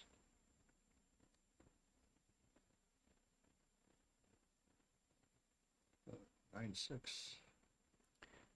9-6, so it won't go on consent. And will there be a minority report? If you could tell me later. Excuse me, correction, 10-6. 10-6. Sorry about that. So we will have a minority report. Representative Darby will write that, I guess. So I close the exec session on HB 1019, 1020. I open the exec section on HB 1204 relative to the grading and use of timber grown in New Hampshire. Representative Davis, you have a motion? I make a motion for ought to pass. I have a second. Second. By Representative Tremblay. Do you have a subsequent motion, Representative Davis? Yes, thank you, Mr. Chair. I have an amendment number 20260471H. I would like to Move the amendment. move that amendment. We have a second? Second. Got a motion made and seconded. Would you like to speak to the amendment, Yes. Representative Davis? Thank you, Mr. Chair. This bill, it gives preference to New Hampshire timber, allowing New Hampshire homes to be built with New Hampshire timber for New Hampshire families. And hopefully this is a step in the right direction to remove the political boundary between timber grading designations that really, I feel, doesn't belong as being a political border. It should be have more science behind it. Thank you. Thank you. Second wish to speak? Anyone else wish to speak on the amendment? Representative Darby. With respect to the amendment, well, before I start on the amendment briefly, I agree with Representative Davis that the New Hampshire timber industry is being treated unfairly. And I applaud Representative Davis for bringing this bill forward. I'm very concerned about the language in this amendment, though, and so I can't support this amendment. I'll just point out 3 areas that I'm concerned about the amendment. We spent a lot of time in the hearing the original bill about sort of the line of where sort of the latitude. But that latitude is not actually specified any place in the bill text at all, other than in the statement of purpose, and the statement of purpose doesn't become statute. But much more importantly, is Roman 2 and Roman 3 in the bill itself. Roman 2, if you look at it, it says structural design and inspection shall use the published SPFS design values for the grade and size provided. We heard from the engineers that they have to use, they're required to use a lower, I don't have the right term, but a lower structural integrity value, I'll say, for SPFS versus SPF. That will require them ultimately to over-engineer designs based on SPFS, leading to higher costs for buildings in New Hampshire. Similarly, in section 3, in section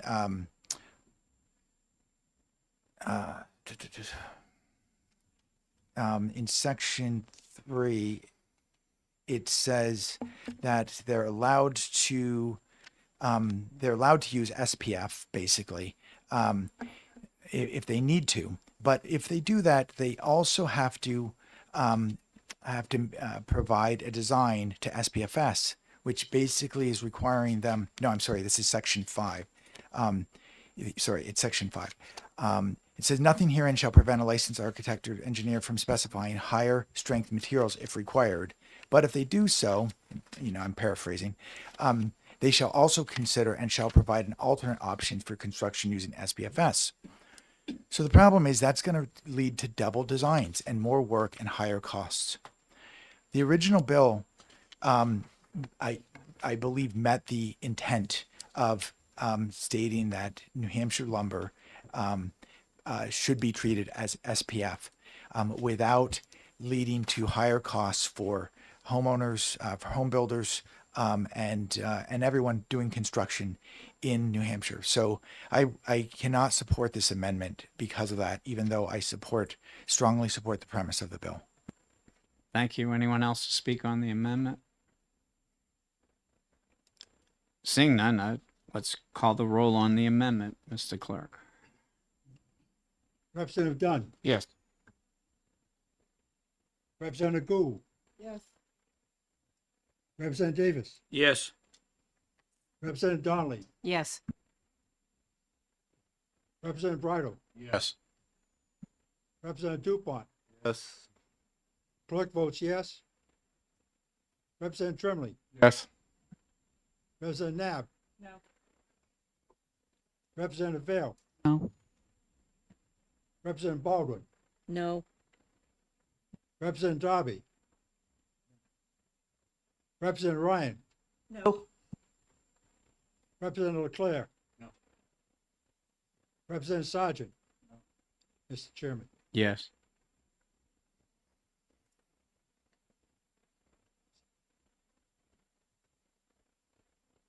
That's 97. That's 16 people. 9-7, motion passes. Have a subsequent motion, Representative Davis. I make a motion not to pass as amended. Do we have a second? Seconded by Representative Tremblay. Wish to speak to your motion? Second. Anyone else wish to speak to OTPA? Representative Darby. Mr. Chair, even though I just expressed strong reservations to this amendment, which is, I think, a replace all amendment, I will be voting for the ought to pass as amended because this is going to set if this bill passes, it will set a precedent for not only the New Hampshire timber industry, but the U.S. timber industry. And I hope that the Senate considers some of my concerns with respect to the state building code, and maybe can amend this bill when it gets to them to address those issues, so that we can start treating New Hampshire timber community fairly. Thank you, Representative. Anyone else?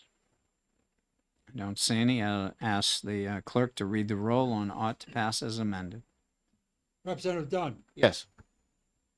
Representative Gould. Yes. Representative Davis. Yes. Representative Donnelly. Yeah. Representative Bridle. Yes. Representative Dupont. Yes. Clerk votes yes. Representative Tremblay. Yes. Representative Nab. Yeah. Representative Vale. Yes. Representative Baldwin. Yes. Representative Darby. Representative Ryan. Yes. Representative Leclerc. Yes. Representative Sergeant. Mr. Chairman, Yes. 16-0. 16-0 consent? No objection? Okay, so we'll report that passed 16-0 consent. Yes on consent? Yes. So I'll close the executive session on HB 1204. We've already continued HB 1258, so moving on to HB 1095, increasing the maximum weight of a utility terrain vehicle to 3,000 pounds. Representative Davis, you have a motion? Make a motion not to pass. Do I have a second? Seconded by Representative Tremblay. Do you have a subsequent motion, Representative Davis? Yes, I do. Thank you. I'd like to make a motion to accept Amendment 2026-0687H. You have a second on the amendment, Representative Tremblay. Do you wish to speak to the amendment? Yes, thank you, Mr. Chair. This bill, it simply raises the dry laden weight to 3,499 pounds. We have a OHIV commission. It was commissioned by HB 1188, and there was a vote taken, and the majority voted to pass this after studying it. So I ask for your support. Thank you. Second wish to speak? That during the public hearing that the industry thought that this would be more safe for the ATVs. Thank you. That's it. Anyone else wish to speak on the amendment?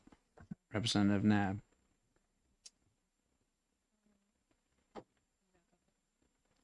She waves off. Anyone else to speak on the amendment? I'll say one word. I support the amendment. I was not personally in favor of an unlimited weight. I always like to take small steps to get to where I want to go. So I will support this amendment. You may recall during testimony, the NOVA president said that he could accept this. He was in favor of a weight limit of maybe around 3,500 pounds. And it was brought to my attention that 3,500 was raised last year. So you might ask, how come we came up with 3,499? Because last year's bill said 3,500. So it was amended to 3,499. I support the amendment. So if no one else wishes to speak on the amendment, I'll ask the clerk to read the rolls on the amendment. Representative Dunn, Yes. Representative Gould, Yes. Representative Davis, Yes. Representative Donnelly, Yes. Representative Bridle, Yes. Representative Dupont. Yes. The clerk votes yes. Representative Tremblay, Yes. Representative Nab, Yes. Representative Vale, No. Representative Baldwin, Yes. Representative Darby, Representative Ryan, Yes. Representative Leclerc. Representative Sergeant. Yes. Mr. Chairman, Yes. 15-1. Amendment passes 15-1. You have another motion, Representative Davis. Yes, I make a motion ought to pass as amended. You have a second? Seconded by Representative Tremblay. Do you wish to speak on that motion? No, thank you, Chair. Second. Representative Nab? Mr. Chair, you know, for me with this bill, I think about how much you should protect people from themselves. I'm worried that the OHRV community is going to be the victims of their own success, and that this bill, which is opposed by the Timber Owners Association and the Farm Bureau, is going to cause trails to ultimately be closed to them. So I support the width restriction because I think that's more enforceable by Fish and Game. We understand that the weight restriction is very difficult for Fish and Game to support. And I am going to support the ought to pass motion, but I just want to flag the fact that I think there's a real conflict here between the increase in size and what the people who are generous enough to open their own lands to the OHRB community are willing to bear. Thank you. Thank you. Representative Vale? Be voting against the ought to pass as amended, and I echo what my ranking member has said about the bill, but for those reasons, I'll be voting against. Representative Davis? Yes, I appreciate the comments. What wasn't said in testimony is the three largest landowners that so graciously donate their land for OHIV use through registration money through DNCR get thousands of dollars to open their land every year, and I don't think they're gonna stop for a little bit of a weight difference. You know, we can show pictures all we want of mud season or whatever. I mean, but the Bureau of Trails and the clubs go out and repair those trails. So I don't really see a large problem with landowners closing down their land anytime soon. Thank you. Anyone else? Representative Tremblay? To reiterate with my fellow colleague, I have a friend that does repair on, and there is money available, and there is currently a very good relationship between the Bureau of Trails and the landowners. And I don't hear of very many opposition to it back home. Anyone else? I'll finish the discussion. Keeping the bill the way it currently reads at 2,000 pounds, I think most of us would agree that is not logical. We are moving for electric vehicles that weigh more and to cut down on the noise for the abutters that we're deeply concerned about. So that number needs to be changed. The only thing I saw here was what number do we put in place of it to make any sense? And since the people that testified are okay with around 3,500 pounds, again, that's why I support the amendment, and I'll support the bill as amended. If no one else is to speak, then I'll ask the clerk to read the roll on ought to pass as amended. Representative Dunn, Yes. Representative Gould, Yes. Representative Davis, Yes. Representative Donnelly, Yes. Representative Bridle, Yes. Representative Dupont. Yes. Clerk votes yes. Representative Tremblay, Yes. Representative Nab. Yes. Representative Vale, No. Representative Baldwin, Yes. Representative Darby. Representative Ryan, Yes. Representative Leclerc. Yes. Representative Sergeant? Yes. Mr. Chairman, Yes. 15-1. Does Representative Vale have any issue with this going on consent? Will there be a minority report? Thank you. So, I close the executive session on HB 1095 and we'll report it passed as amended, 15-1 on consent. Now open the executive session on HB 1141, prohibiting the extraction of groundwater for the purpose of bottling in plastic bottles. I'll recognize Representative Donnelly for a motion. Thank you, Mr. Chair. I'd like to make a motion of OTP. Do we have a second?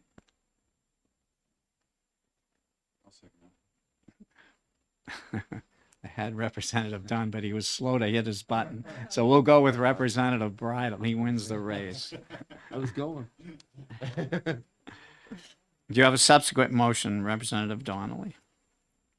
Chair, I'd like to make a motion to pass amendment 20260532H. No, I have a second. Seconded by Representative Bridle. Do you speak to your motion to amend? We heard very good testimony from several different organizations, including DES, and I'm sorry, off the top of my head, I forgot the other one, but sorry. But what we heard is this is a complete rewrite of a bill that the amendment is going to completely rewrite, and it's going to actually talk about the authority of mining and prospecting. Apparently, this hasn't been updated since the 1800s, so this is an opportunity for us to get this particular wording and information revised so that we can have better laws and written needs around these particular authorities for mining and prospecting. Thank you. Thank you. Does the second wish to speak? No. Does anyone else wish to speak on the amendment? 0532H. Representative Darby. Thank you, Mr. Chair. I appreciate the consolidation of statute and the alignment of regulatory processes over into departments like DES that are responsible for permit making. And I think that is the second amendment that we received this morning, 532, that solves some of the concerns I had with the original amendment that came out last week.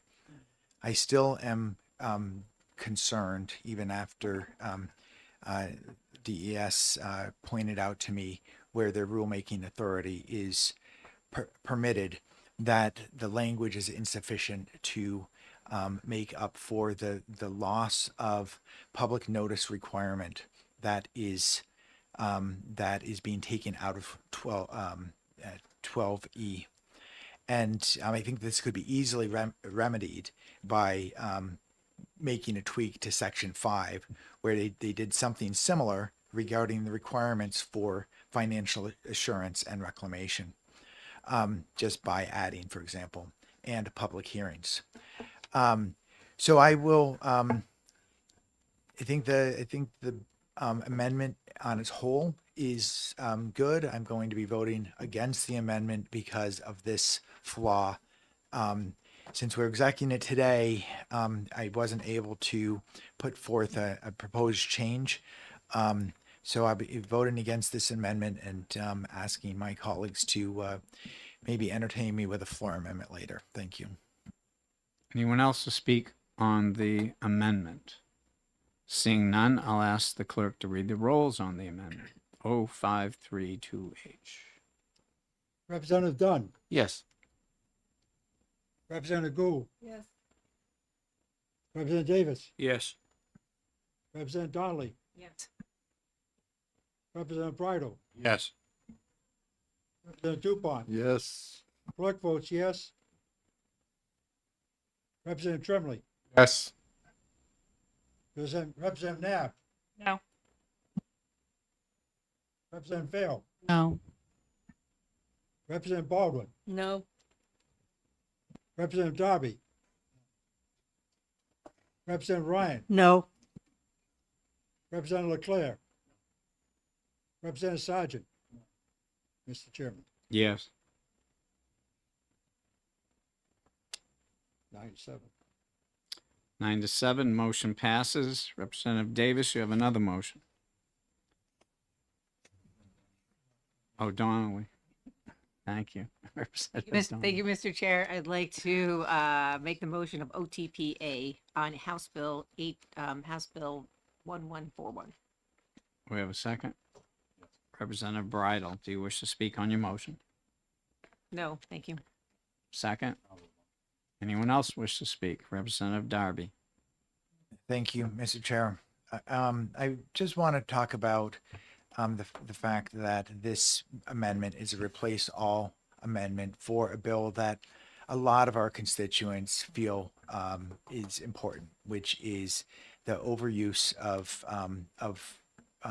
water bottles, plastic water bottles, the concern about microplastic contamination, concern about plastic filling our landfills. So I believe that we don't really have other options. We've heard we heard testimony about why we would be putting New Hampshire at a disadvantage if we did prohibit that. I still don't know how people that have bulk water would they need in their house would get it without plastic water bottles. So while I support the bill as we amended it, but I just want to to recognize our constituents that are concerned about plastic water, and this is not a slap in the face in terms of dismissing the concerns about plastic pollution to our environment. It's that this change to consolidate statute is needed, and this is a good opportunity to make that change. Thank you. Anyone else wish to speak? I'll just make one comment. The connection of plastic bottles with the extraction of groundwater is what concerned me. I think plastic bottles in general need a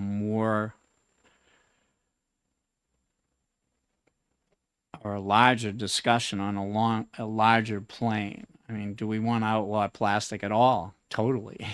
And there should be a full debate, hearing, and everyone should come out on that. I was not in favor of just linking this to the groundwater extraction that does have issues. That's why I wasn't going to support 1141 as written, so I'm supporting the amendment, which replaces it and deletes it. But I'm sure in the future we'll see more legislation on plastic, just in general. Because I do agree it's polluting our waters, our oceans, and everything, and we need to do something about it. And I remember during testimony, I believe Representative Donnelly mentioned that there are bottlers that do, and we saw this when we went on a tour last year, that they do recycle plastic and reuse it. It was quite educational to see how they do that and blow up the bottles from those little cartridges. So I know that people are responding to the issue of we need to find a way. I just didn't like it being connected to the extraction. So I'm glad that we're going to delete that, and I'm sure we'll see it in the future. So I didn't see any other hands, so I'll ask the clerk to read the roll on ought to pass as amended. 1141. Representative Dunn. Yes. Representative Gould. Yes. Representative Davis. Yes. Representative Donnelly. Yes. Representative Bridle. Yes. Representative Dupont. Yes. Clerk votes yes. Representative Tremblay. Yes. Representative Knapp. Yeah. Representative Vale. Yes. Representative Baldwin. Yes. Representative Darby. Representative Ryan. Yes. Representative Leclerc. Representative Sergeant. Yes. Mr. Chairman, Yes. 16-0. 16-0.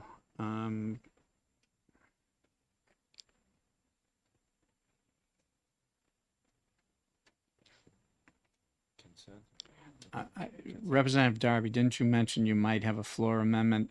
Out of respect for Representative Darby, I'm not even going to entertain a motion to put it on consent because then it would have to be removed from consent in order for you to be able to get the floor amendment. And your floor amendment, not saying whether I'm in favor or against it, but I think it's an amendment that should be coming to the whole House and let them decide what they want to do. So it will not be on consent. So although those are the bills, I end this executive session on HB 1141. We have constantly throughout this session been noticing that executive sessions can be held at any time on bills that we've originally heard. We have two more bills that in discussion with Representative Nab, we're going to bring forward for execing today. And as I mentioned, that will leave us three more bills, I believe, next week. So I appreciate everyone coming in and we'll finish up. And again, remember, I need those reports by Friday night so I can work on them over the weekend because the speaker wants them so we can have sessions on them. So I'm going to bring up and open an executive session on HB 1414 relative to establishing conditions for dog access to state parks. I'm going to recognize Representative Nab. I believe she has a motion. Mr. Chair, I motion ITL. And do we have a second? Representative Ryan has seconded that. Do you wish to speak to your motion? Yes, thank you very much. I think we heard in testimony that, and in the questioning of testimony, that this really applies to only a few parks. And I think we have to recognize that there are many people out there who do not want dogs running at them, want dogs jumping at them, are afraid of dogs, are uncomfortable with dogs, and to have a few parks where those people can go and know that there will not be dogs, even if they're leashed, I think is good for our state. And the majority of our state parks do have leash regulations and allow dogs. So I don't think this bill is necessary, and I recommend that we ITL it. Thank you. Thank you. Second wish to speak? As a dog owner, and I frequent many state parks, I think this is a reasonable bill to ITL. The state parks commissions and the state park workers do a great job keeping establishing their own rules for our parks. Anyone else wish to speak? I'll just have a few words to say. As an equestrian and a horse owner, I think ITM in this bill will be safer for my horses. So I support the ITL. Anyone else wish to speak? I don't see any, so I'll ask the clerk to read the roll on ITL of 1414. Representative Dunn. No. Representative Gould. Yes. Representative Davis. Yes. Representative Donnelly. Yes. Representative Bridle. Yes. Representative Dupont. Yes. Clerk votes yes. Representative Tremley. Yes. Representative Nab. Yes. Representative Vale. Yes.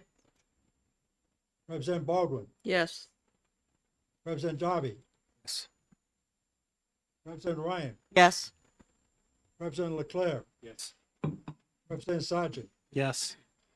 Mr. Chairman. Yes. 15-1. 15-1, does the one have any problem with consent? No. So with no objection, this will go on consent, 15-1 ITL. So I'll close the executive session on HB 1414. I'll open an executive session on HB 1425 relative to the development of an online wetlands permitting processing system. I'll recognize Representative Donnelly for a motion. Thank you, Mr. Chair. I'd like to make a motion of OTP for HB 1425. Have a second? Second, Representative Bridle. Do you wish to speak? You have another motion. Yes, Mr. Chair, I'd like to make a motion of OTP.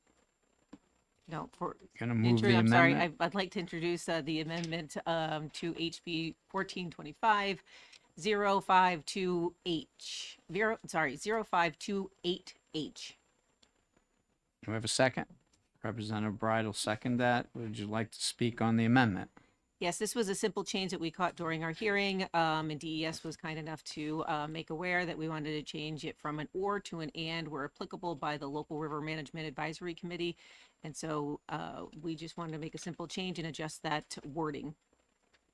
Thank you. The second wish to speak? No. Any more discussion on the amendment? Representative Darby. Thank you, Mr. Chair. I spent way too much time looking at an and and the surrounding text, and then emailing Ms. Forst at DES, who explained to me that there is only one notification that both sort of groups have to sign if it's applicable. So I'm mentioning this out loud because I've talked to some people and said, like, I think the language is wrong. It's right. Thank you for that support. Because I'm the one that brought up the and and the or, so I appreciate that investigation and education. Anyone else wish to speak on the amendment? Seeing none, let's call the amendment.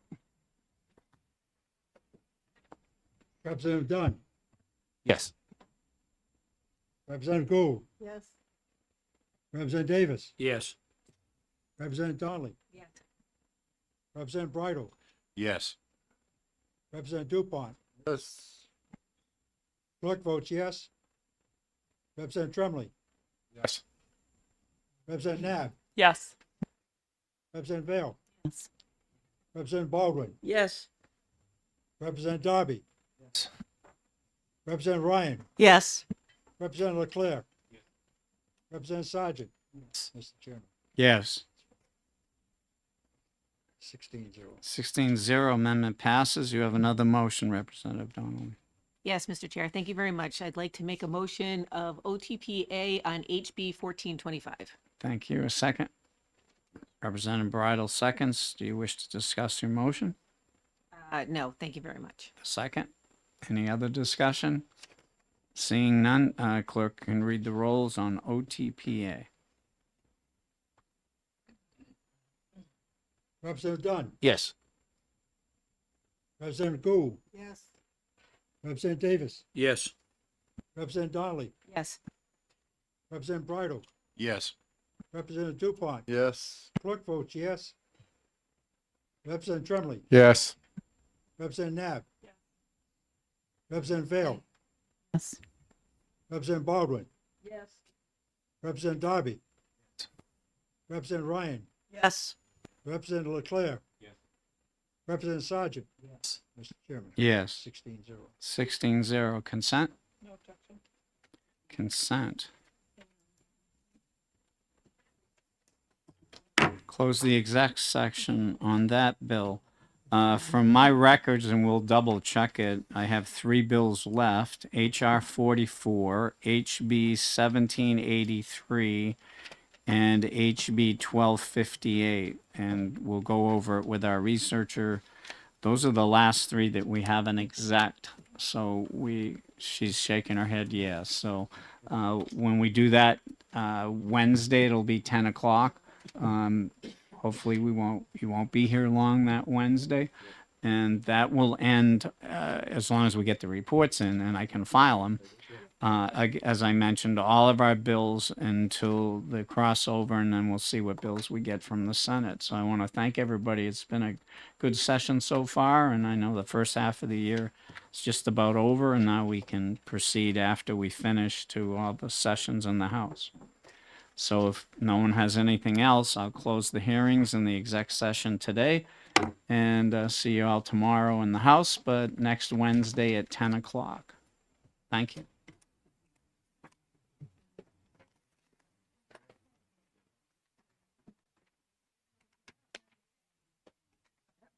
That was pretty good. Yeah, that was fun. Only had 3 bills running. That's it.